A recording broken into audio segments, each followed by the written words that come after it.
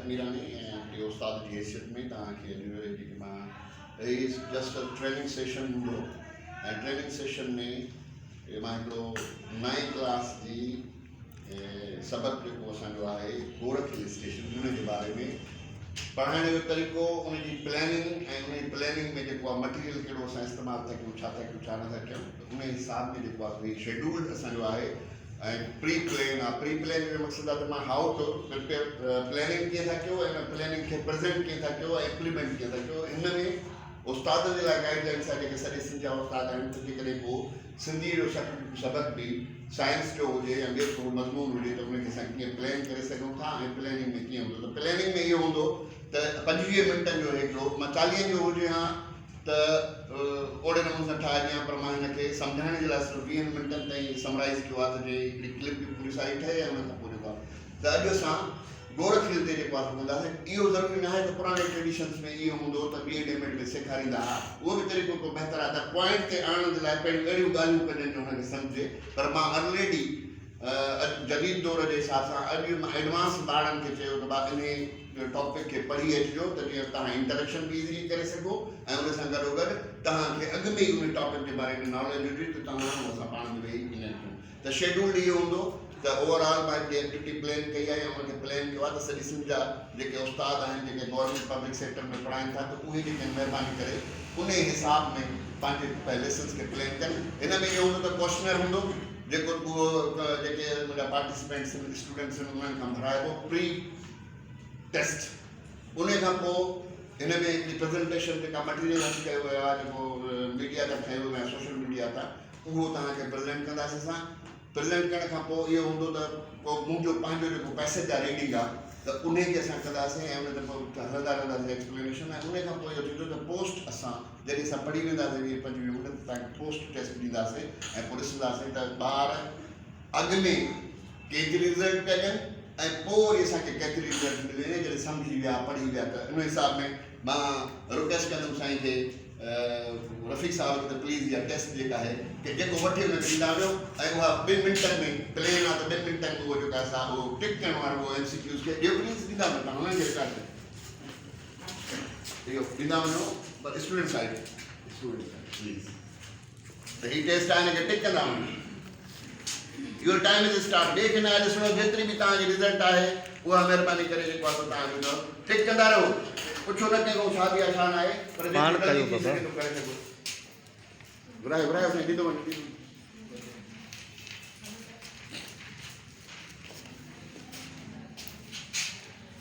हीअ हिकिड़ी टेस्ट हिन जे करे ॾिनी वई आहे त जीअं असांखे ख़बर पए त गोरख हिल जे बारे में असांजे शागिर्दनि खे अॻुवार त कहिड़ी इंफॉर्मेशन आहे। 5 सवाल आहिनि, 2 मिंट आहिनि, उन में जेको थी वञे वापसि कंदो वञे उस्ताद खे,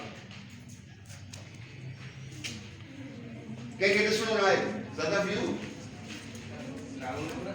पाण कयो बाबा, ॾिसो न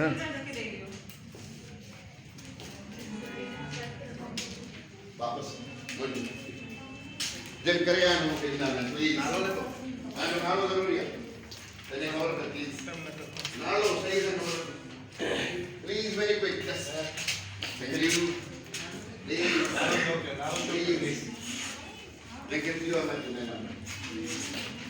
राइट योर नेम, लिखियो जी नालो, ये एक्टिविटी आहे बग़ैर नाले यार नालो स्टूडेंट्स सां कराई आहे। हाणे हिन में केतिरी इंफॉर्मेशन जेका आहे उहा आहे ॼाणनि था ऐं उन खां पोइ असां पंहिंजो कंप्लीट कंदासीं। यू स्टार्ट काॾे सना, यू स्टार्ट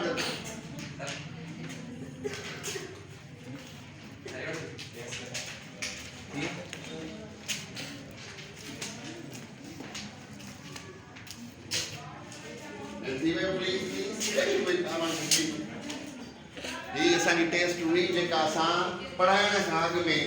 असेसमेंट करण जे लाइ त जेका असां टॉपिक पढ़ायूं था उन जे बारे में अॻु में केतिरी जेका इंफॉर्मेशन आहे, पढ़ाइण खां पोइ वरी साॻी टेस्ट कराईंदासीं असां त असांखे ख़बर पवंदी त असांजा माण्हू केतिरो सिखिया ऐं केतिरी उन्हनि में जेका वधीक एक्टिविटी जेकॾहिं टीचर पंहिंजे प्लानिंग में शामिलु कंदा त उनखे असेसमेंट बहितर थी सघंदी ऐं असेसमेंट में जेको आहे आराम सां जेको आहे उहो करे सघंदी।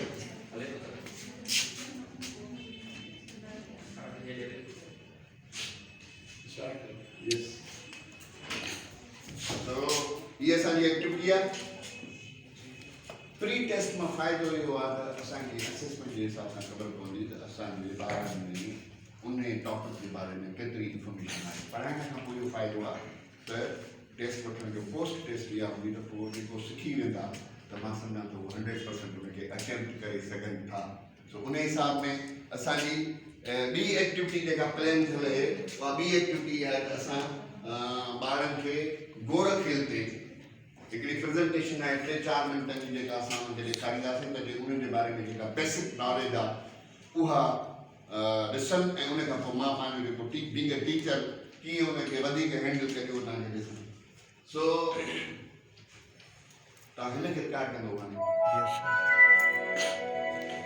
प्रेज़ेंटेशन हले त प्रेज़ेंटेशन रफ़ीक साहब जो असेसमेंट में मैथ जो टीचर आहे त हुनजे लाइ हुनखे असेसमेंट जी लॻाई छॾिया आहिनि. आंसर्स हुनखे मिलनि ख़बर पवंदी त केतिरो जेको आहे. सो प्रेज़ेंटेशन गौर खेल जी डॉक्यूमेंट्री.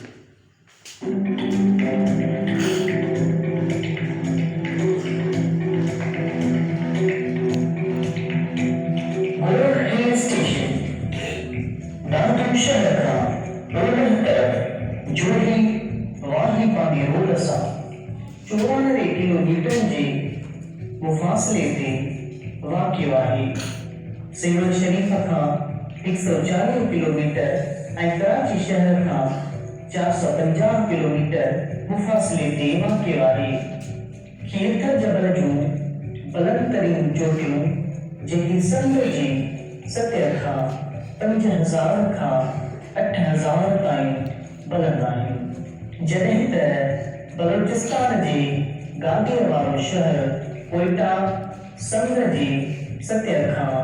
5400 ऐं मुल्क जो ख़ासि हिसो सम्झो ॾींदड़ तफ़रीह माउ कोमरे जी बुलंदी 700 फुट आहे ऐं दुनिया जो सभ खां मथां शहर ॾखण अफ्रीका में आहे जंहिंजी ऊचाई सतह समुंड खां 3631 फुट बुलंदीअ ते वाक़िअ आहे. जॾहिं त गोरख जी तामीर खां पोइ दुनिया में सभ खां मथां शहर गोरख सिंध में आहे जंहिंजी सतह समुंड खां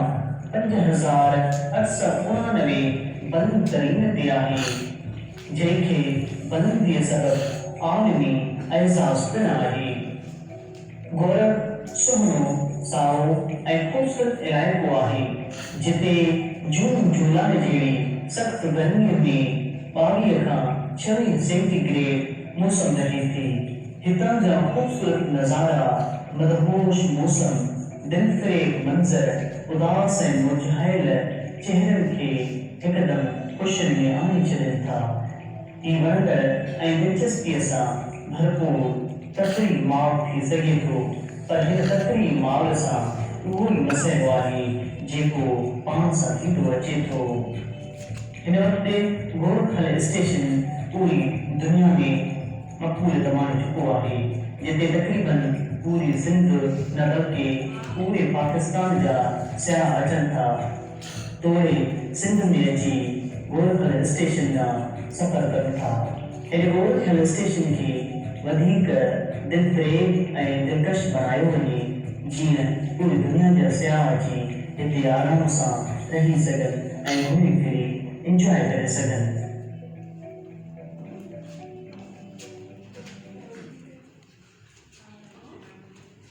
राइट.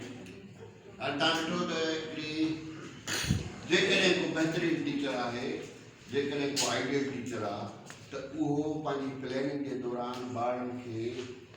एक्टिविटी बेस लर्निंग भी कराए सके थो. एक क़िस्म जूं क्लिप्स कराए सके थो. ॾिसो सॼी दुनिया में गूगल ते असांजो पई वञे इहे क्लिप्स. त उस्तादनि जे लाइ गुज़ारिश आहे त महिरबानी करे जॾहिं बि प्लान कनि त अहिड़े क़िस्म जो मटीरियल उस्ताद अॼुकल्ह पढ़ण जी का ज़रूरत न आहे. जेकॾहिं तव्हां चुप करे वियो ऐं अहिड़े क़िस्म जूं क्लिपूं खणी पंहिंजे लैपटॉप्स जे ज़रिए मल्टीमीडिया जे ज़रिए कंप्यूटर लैब में ॿारनि खे जेकॾहिं तव्हां इन जो इहो फ़ाइदो त ऑडियो विजुअल में मेमोराइज़ेशन जेका आहे उहो तमामु घणी थींदी आहे. ऐं ॿियो इन सां इहो फ़ाइदो थींदो आहे त you see all people are in common cool and all attractive towards the presentation त तव्हां ॿारनि जी अट्रैक्शन खे कैप्चर करण जे लाइ ग्रुप वर्क करे सघो था, तव्हां प्रेजेंटेशन डाउनलोड करे सघो था, तव्हां इहो एक्टिविटी ग्रुप्स में करे सघो था जंहिंसां ॿारनि जो इंट्रस्ट बि वधियल हुजे ऐं उहे तव्हांजे जेको आहे सो कम खे पढ़ाइण खे दिलचस्पी सां ॿुधनि तो आराम सां करे सघनि था। त गोरखियल जे बारे में मां पाण ॿुधाए ख़ुदि हाणे ॿियो इहो आहे त उस्ताद महिरबानी करे ॾिसो ॿारनि में असांजे ॿारनि में ओवरऑल सिंध में जिते 3 लैंग्वेजिस पढ़ाई वञनि त उर्दू बि आहे, अंग्रेजी बि आहे, सिंधी बि आहे, त उते उस्ताद इहा कोशिशि कनि त पहिरियों पैसेज पाण पढ़नि, उन जा ॾुखिया लफ़्ज़ उन में सम्झाइनि, उनजो ग्रामर वग़ैरह हुजे, उन में हर शइ उन क्लियर कंदा वञनि ऐं पोइ सभिनी ॿारनि खे इहो वारो ॾियनि ताकी उन्हनि खे रीडिंग हैबिट बि थिए ऐं ॿियो इहो त सिंधी लफ़्ज़नि जी या अंग्रेज़ी लफ़्ज़नि सां उन्हनि जो जेको प्रोनाउंसिएशन आहे ऐं जेको फ्लुएंसी आहे उहा जेका आहे त बहितर थी सघे। त वधि में वधि चांस जेको आहे सो ॿारनि खे ॾियो त उहे उनखे रीडिंग कनि ऐं रीडिंग जेकॾहिं कंदा त पोइ इहो उन्हनि जी ज़बान ते बि लैंग्वेज ठहंदी आहे। जॾहिं त 3 लैंग्वेजिस माण्हू असांजा अॼुकल्ह सॼी सिंध में ॿार बहितर परफॉर्म नथा कनि छाकाणि हुननि खे लोड आहे। त मां अॼु हिस्ट्री जे बारे में गोरखियल जे बारे में पहिरियों हिस्ट्री तव्हां रेफरेंसिस सां गोरखियल जे करे पढ़ायो था या को ॿियो अहिड़ो पढ़ायो था टॉपिक उन जे बारे में रेफरेंस साइंस जो हुजे या ॿियो हुजनि तव्हां उन जे बारे में रेफरेंस मटीरियल क्लिप्स या ॿी का अहिड़ी एक्टिविटी जनरेट करे जेकॾहिं ॿारनि खे पढ़ाईंदो त तमामु हिकिड़ो इंट्रस्टेड बि हूंदा ऐं तव्हांखे रिज़ल्ट बि तमामु घणा ईंदा। हाणे इहो दफ़ा गोरख हिल स्टेशन पहिरियों दफ़ा गोरख हिल स्टेशन, हाणे इन में तव्हां ॾिसंदो त ही लफ़्ज़ जेके हिल स्टेशन आहे उहे अंग्रेजी सां जेके आहिनि से बिलोंग्स था रखनि ऐं गोरख पाण जेको आहे उहो फारसी जो लफ़्ज़ आहे। इहो पहिरियों ॾिसो उस्ताद स्टार्ट करे इन शइ खां त उहो पंहिंजे टॉपिक खे स्टार्ट करण खां अॻु में उनजे ॾिनल जेको आहे सो नाले खे थोरो ब्रीफ करे हिल स्टेशन असां टकरी खे बि चवंदा आहियूं, जॻह बि हुजे मथे कोड़ो हुजे त उहा हिल जेका जबलनि में का वादी हुजे को स्पेस हुजे जिथे को रहाइश करे सघिजे जिथे माण्हू अचे स्टे कनि त उनखे जेको आहे त गोरख हिल स्टेशन 1509 में 66 पेज थिया त अंग्रेजी ऐं फारसी जे मिक्सअप में हाइब्रिड वर्ड आहे त गोरख हिल स्टेशन। हाणे गोरख हिल स्टेशन जी हिस्ट्री जेका आहे उहा 1860 में जॾहिं अंग्रेज़ हिते हुआ त आवक जावक या माण्हुनि जो अचणु वञणु गोरख हिल स्टेशन ते आम जाम पुराणे ज़माने खां ऐं क़दीम आहे, पर जॻह खे ॻोल्हे लहणु जॾहिं अंग्रेज़ हिते आया त उन्हनि फील कयो त सिंध में त ॾाढी गर्मी आहे, हाणे हुनखे छा कजे असां, त पोइ हुननि सिंध में मरी हुयो पर परते हो ताईं पहुची न पिया सघनि या ट्रेवलिंग बि वधी त पोइ हुननि खोजना कई त सिंध में का अहिड़ी जॻह जाॾो जेका थधिकार हुजे। पोइ अंग्रेज़नि जेको आहे रनी कोट खां वठी मथे इहे जेके जाबलू इलाइक़ा उहे जेके आहिनि से सर्च करणु शुरू कया। उन में कैप्टन मैकडोनल्ड 1680 में ऐं डॉक्टर लूर पर जेका इहा शइ ॻोल्हे वरिती। उन खां पोइ 1952 में पाकिस्तान स्टेट उन ते हल्को फुल्को कमु करणु शुरू कयो ऐं 1998 में सिंध गवर्नमेंट जेका आहे इहा गोरख हिल डेवलपमेंट जेका अथॉरिटी ठाही ऐं अथॉरिटी ठाहिण खां पोइ उन ते बाक़ाइदे पर 2007 खां वठी गोरख हिल स्टेशन ठही वई ऐं उते मुसाफ़िरनि जे लाइ विज़िटर्स जे लाइ आम माण्हुनि जे लाइ उहा खोली वई त जीअं उतो वठी लुत्फ़ कनि। हीअं ॾाढी ज़बरदस्त पॉपुलर शइ आहे पर गोरख हिल जे बारे में मां तव्हांखे थोरो पैसेज पढ़ी ॿुधाईंदुसि ऐं उन खां पोइ उनखे कंदासीं। त उस्ताद खे घुरिजे त पहिरियों महिरबानी करे पाण टेक्स्ट खे पढ़े ऐं उन मां ॾुखायूं सोलायूं। त तव्हांजो ज़िलो सिंधु नदी जेका सिंधु दरिया आहे ऐं खीरथर जबल जे कतारुनि जे विच में आहे। खीरथर जूं कतारूं कंबर शिदातपुर ज़िले जे मथां उत्तर खां शुरू थी सिंध परखणे जे ओलह वारे सरहद ठाहे कराची जे मथां उत्तर ओभर ते ख़तमु थी वञे। हाणे किथां सीरीज़ शुरू थी थिए कंबर शिदातपुर खां शुरू थी थिए। इन्हनि जी गोरख जेके असांजा इहे आहिनि जेके जबलनि जी माउंटेन सीरीज़ आहे उहा ख़तमु वञी कराची जे उतरे पासे ॾे ओभर ते वञी ख़तमु थी थिए। खीरथर जबल जी ड्रेग 150 मील आहे। घणी ड्रेग आहे 150 घणी 150 मील आहे। जबल जूं चोटियुनि जूं 3 मुख्य कतारूं आहिनि। इहे जेके जबल आहिनि उन में 3 कतारूं जंहिंमें भद्र जबल, क्रू जबल, खीरथर जबल। खीरथर ओलह वारी कतार घणी ऊची आहे। उन जे चोथे ते वॾियूं वेकिरियूं सुहिणियूं माथिरियूं जंहिंजे सां जबलनि में का अहिड़ी जॻह हुजे जिथे रहाइश पधी थी सघे या घर ठाहे सघजनि या हुजे उहा माथिरी आहे। उन्हनि माथिरियुनि में केतिरा ई तलाव, पाणी जा तलाव, डंडूं, जस्ट पॉन्ड्स ऐं उन खां अलावा जंहिंमें मींहं जो पाणी गॾु थो थिए ऐं उहे पाणी उहो जेको पाणी उते बरसाति जे दौरान या जेको थींदो आहे नेचुरली तौर ते उहो गॾु थींदो आहे उते डंडूं बि थी थियूं वञनि ऐं उहे जेका तलाउ बि थी था वञनि त उहो पाणी उतां जे माण्हुनि जेके जाबलू इलाइक़े में रहनि था उन जे जानवरनि जे लाइ ऐं उन जे माण्हुनि जे लाइ आहे। खीरथर जबल जी कतारुनि मां मुख्यूं मुख्यो नयूं बि वणंदियूं नयूं ईअं आहिनि त माना तव्हां बरसाति पए जबलनि तो जेको पाणी लहे ऐं लही वरी हेठि अचे दुबनि बहानि जी सूरत में पोइ के दरिया में छोड़ थियूं कनि ऐं हिते जेको खेसर जबल जी रेंज में हिकिड़ी अहिड़ी नई हूंदी आहे जेका मंसूर ढंढ खे भरींदी आहे त मंसूर ढंढ में हुनखे ढंढूं आहिनि जिन मां मेन पाणी थींदो आहे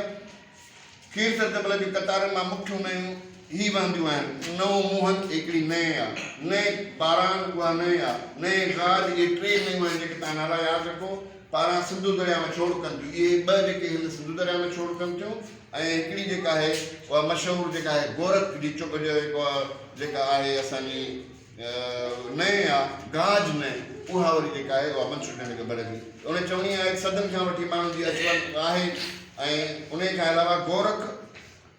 सदन खां वठी माण्हू अचनि वञनि था वसे थी पई ऐं गोरख चोटी जेका आहे सन्यासी हाणे हिते जेके अॻ में माण्हू हूंदा त सन्यासी बि हूंदा सामी बि हूंदा जोगी बि हूंदा हाणे इहे टई जेके आहिनि उहे फ़क़ीर टाइप सया माण्हू जेके हूंदा आहिनि उन्हनि खे असां सॾींदा आहियूं सामी सन्यासी ऐं जोगी त इहे जेके आहिनि फ़क़ीरनि जूं टाइप्स आहिनि ऐं तीर्थ आस्थान तीर्थ आस्थान माना पाक जॻह ॼाणनि जी जॻह या अहिड़े उन जे हिसाब सां गोरख जी चोटी समुंड जे मथाछिरे खां 5688 फुट ऊंची आहे टेक्स्ट में आहे हुते थोरो हुई डिफरेंस पर जीअं एग्ज़ामिनेशन जेको असांजो आहे उहो हिन टेक्स्ट में थींदो उनजे करे हितां कोट कयो वेंदो त 5688 जेका आहे सा उहा हिकिड़ी आहे चोटी त ओवरऑल जेकॾहिं माण्हू को टीचर प्लान करे पंहिंजे हिनखे सबक खे त उन में मटीरियल कलेक्ट करे सघे थो उन में क्वेश्चनर ठाहे सघे थो उन में एक्टिविटीज़ गॾु करे सघे थो माना प्लान करे ॿारनि खे उन में इन्वॉल्व करे सघे थो उन हिसाब सां जेको आहे असां अॼु लेक्चर कंडक्ट कयो या हिकिड़ी उस्तादनि जे लाइ या शागिर्दनि जे लाइ अट्रैक्शन पैदा करण जे लाइ त जीअं ॿारनि जी कंसंट्रेशन असां ॾे हुजे ॿार उन खां बहितर सम्झी सघनि ऐं ॿार उन मां बहितर आउटपुट ॾेई सघनि त उन हिसाब में असांजो हीअ हिकिड़ी नंढी सी कोशिशि हुई त जीअं सिंध जा टीचर अहिड़े क़िस्म जी प्लानिंग करे अहिड़े क़िस्म जो मटीरियल डाउनलोड करे अहिड़े क़िस्म जूं एक्टिविटीज़ जनरेट करे जेकॾहिं ॿारनि खे पढ़ाईंदा टाइम मैनेजमेंट जे हिसाब सां लेसन प्लानिंग जे हिसाब सां एक्टिविटीज़ जे हिसाब सां ऐं अहिड़ी प्रेज़ेंटेशन जे हिसाब सां त इन में खोड़ सारा ॿार जेके आहिनि तमामु घणो जेतिरो इनपुट बहितर कंदो ओतिरो आउटपुट तव्हांखे बहितर मिलंदो त हाणे मां रफ़ी साहिबु चवंदुमि इहे ई टेस्ट घुरायो ऑनेस्टली सां इन ते जिथे बि ग़लती आहे उहो पाण मार्क ॾेई असांखे ॾेखारे त केतिरो प्लीज़ सेम साइंस उतो बि वठी अधु लॻो वठी वञे ॾींदो नाला खणंदा ॾींदा तूं बि कर अधु नालो खणंदो हीअ उहा टेस्ट आहे जेका तव्हां ॾिठी जेका तव्हां कई त कहिड़े डिस्ट्रिक्ट में आहे उहो तव्हांखे ॿुधायो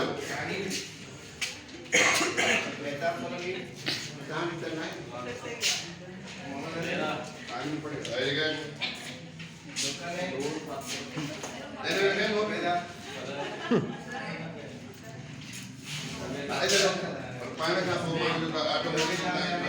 चेंज अचे या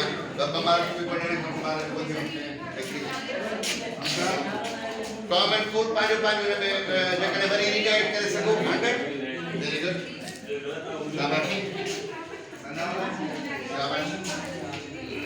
नो प्रॉब्लम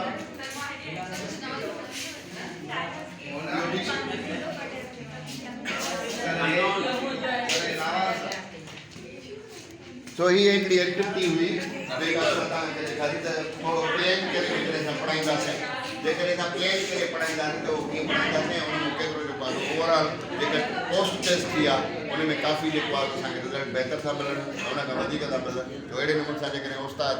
इहे प्लान करे ऐं एक्टिविटी बेस पढ़ाईंदा त ॿारनि खे खोड़ सारो फ़ाइदो पहुची सघे थो thank U very much please ऐं इहो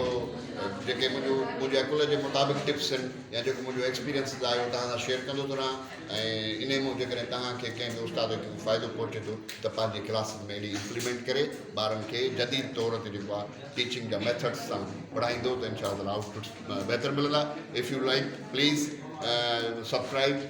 my channel share it and help me. God bless you.